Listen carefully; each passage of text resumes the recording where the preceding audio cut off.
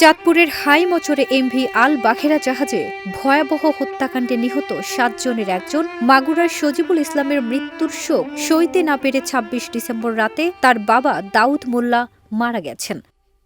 গোলসেন্স গ্রুপের হোটেলে বিনিয়োগ করে সুদমুক্ত হালাল আয়ের সাথে বিলাসী জীবনের বিরাট সুযোগ। বিনিয়োগ একবার, রিটার্ন বারবার।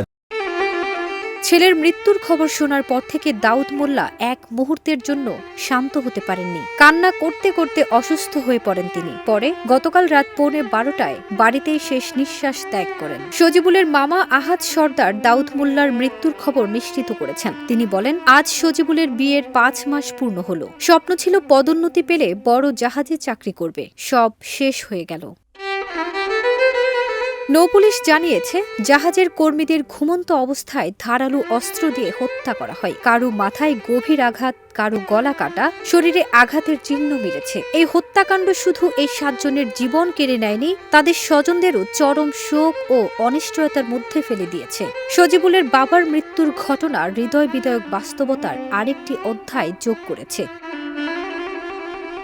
স্থানীয়রা বলছেন, এই ধরনের নৃশংস ঘটনা বন্ধে কার্যকর পদক্ষেপ প্রয়োজন। সম্প্রতি জাহাজের চাকরিতে পদোন্নতি পেতে পরীক্ষা দিয়েছিলেন সজিবুল ইসলাম। সেই ফলাফলের অপেক্ষায় ছিলেন। মাঝের এই সময়টায় বসে না থেকে সপ্তাহ 2 আগে এমভি আল বাখেরা জাহাজে গ্রিজার পদে চাকরি নেন। প্রসঙ্গত, 23 ডিসেম্বর সোমবার এমভি আল বাখেরা নামের এই জাহাজ থেকে মোট 7 জনের রক্তাক্ত দেহ উদ্ধার করে নৌপুলিশ। এর মধ্যে 5 জনকে পাওয়া যায় মৃত অবস্থায়। 2 জনকে হাসপাতালে নেওয়া হলে চিকিৎসক মৃত ঘোষণা করেন। এর বাইরে গুরুতর আহত 1 জনকে উদ্ধার করে হাসপাতালে পাঠানো হয়। ফারজানা নিকিতা, দেশ রূপান্তর।